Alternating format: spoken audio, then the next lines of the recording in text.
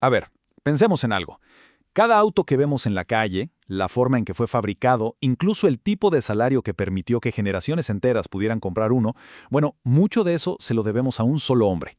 Ojo, él no inventó el automóvil, pero sí inventó la industria automotriz como la conocemos hoy. Esta es la historia de cómo la visión de Henry Ford no solo puso al mundo sobre ruedas, sino que de paso reescribió las reglas del juego para siempre. Y para empezar, nada mejor que una de sus frases más famosas. Pero esto no se trataba solo del color de la pintura, ¿eh? Era toda una declaración de principios. Para Ford, la uniformidad absoluta era la clave para una eficiencia brutal. Al eliminar las opciones de color, eliminaba la complejidad, el tiempo y, sobre todo, el costo. En esa frase tan simple ya estaba la semilla de toda una revolución industrial. Para entender de verdad lo genial que fue la idea de Ford, tenemos que viajar a un mundo sin ella. A principios del siglo XX los autos eran lujos extravagantes. Imaginen yates pero para la carretera. Eran piezas de artesanía construidas una por una para un grupito muy selecto de personas. La cosa era así. Un grupo de artesanos pasaba semanas enteras construyendo un solo auto, ajustando cada pieza a mano. Era un proceso lentísimo, carísimo, y cada coche salía un poquito diferente al anterior. La visión de Ford era justo lo contrario. Un auto universal, siempre igual, y tan barato que las mismas personas que lo armaban pudieran comprarse uno. Y ese sueño tenía nombre, Modelo T. Entonces, ¿cuál fue el truco? Ford le dio la vuelta a todo. En vez de que los trabajadores se movieran alrededor del auto, el auto se movería frente a ellos. ¿Cómo? Con una línea de ensamblaje que nunca paraba. Y el trabajo se dividió en tareas súper simples, súper repetitivas. Esto no fue una mejora, fue una reinvención total de lo que significaba la palabra fábrica. Y los resultados, fueron un terremoto. Miren estos números. En solo 5 años, la cantidad de empleados se multiplicó por 30, pero la producción de autos se disparó casi 25 veces. Ford haya creado la máquina de hacer dinero más eficiente de la historia. Pero esta máquina perfecta tenía una falla, un engranaje que no funcionaba bien, el factor humano.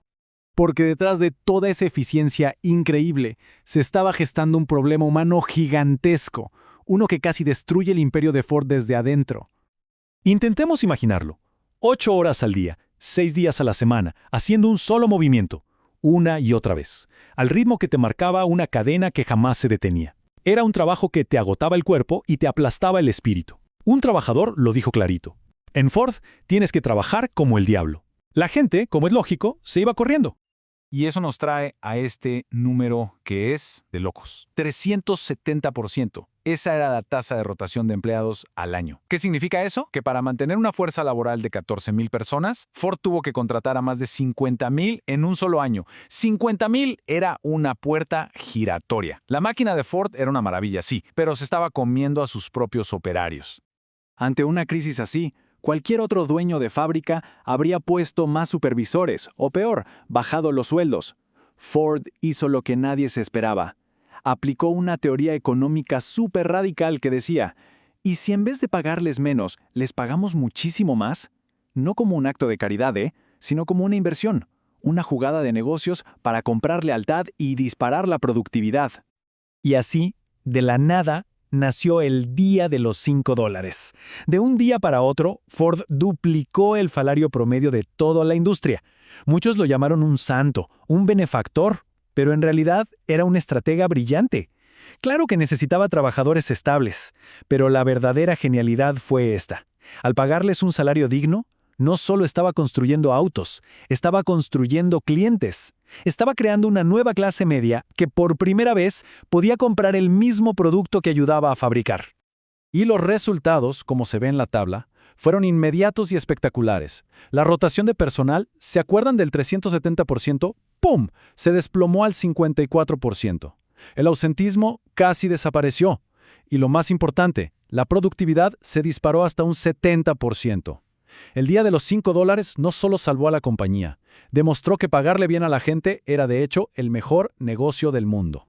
Pero esta eficiencia de Ford no solo creó una fuerza de trabajo leal, también desató un nuevo tipo de poder. Al poner un motor V8 al alcance de cualquiera, Ford ya no solo vendía transporte, ahora vendía velocidad.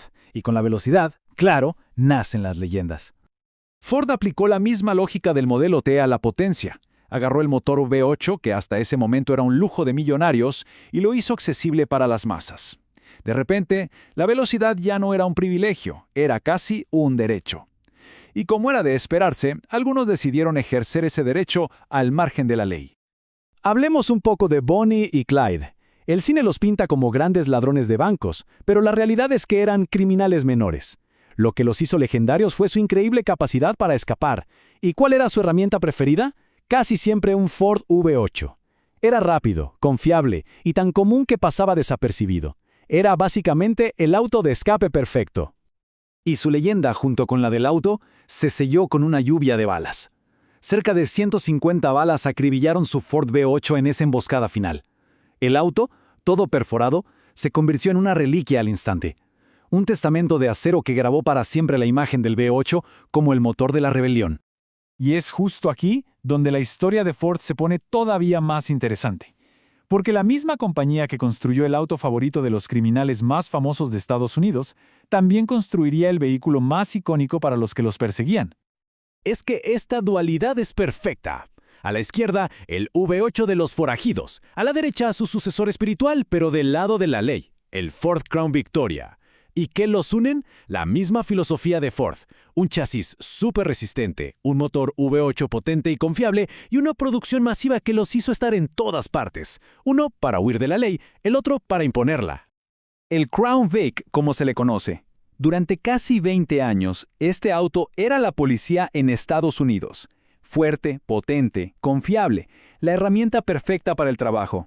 Y aunque Ford dejó de fabricarlo en 2011, su silueta inconfundible sigue siendo para muchos la imagen misma de un auto de policía. Pero aquel rugido del V8 original nunca se apagó del todo. No, simplemente evolucionó, se hizo más sofisticado y su espíritu de potencia para todos sigue latiendo en el corazón de los Ford de hoy en día. El heredero directo de ese legendario V8 es el motor 5.0, mejor conocido como Coyote. Es la encarnación moderna de esa misma filosofía, potencia pura, rendimiento y tecnología de punta. Es el legado de Ford, pero acelerando hacia el futuro. Y si lo comparamos con sus rivales, el Coyote, juega en otra liga. Gracias a un diseño más avanzado, su motor puede, respirar mejor, y eso le permite girar muchísimo más rápido, hasta 7.500 revoluciones por minuto. Mientras otros apuestan por diseños más simples, Ford sigue fiel a su tradición de empujar los límites de la tecnología. Y todo esto nos deja con una pregunta final. Henry Ford construyó un imperio industrial que cambió nuestra forma de vivir y trabajar. Pero sus máquinas crearon algo más. Crearon leyendas. Desde el obrero que por fin pudo tener su propio auto, hasta el forajido que lo usó para escribir su historia. Al final, el legado de Ford es una mezcla fascinante de eficiencia, poder y leyendas, que hasta el día de hoy siguen rodando.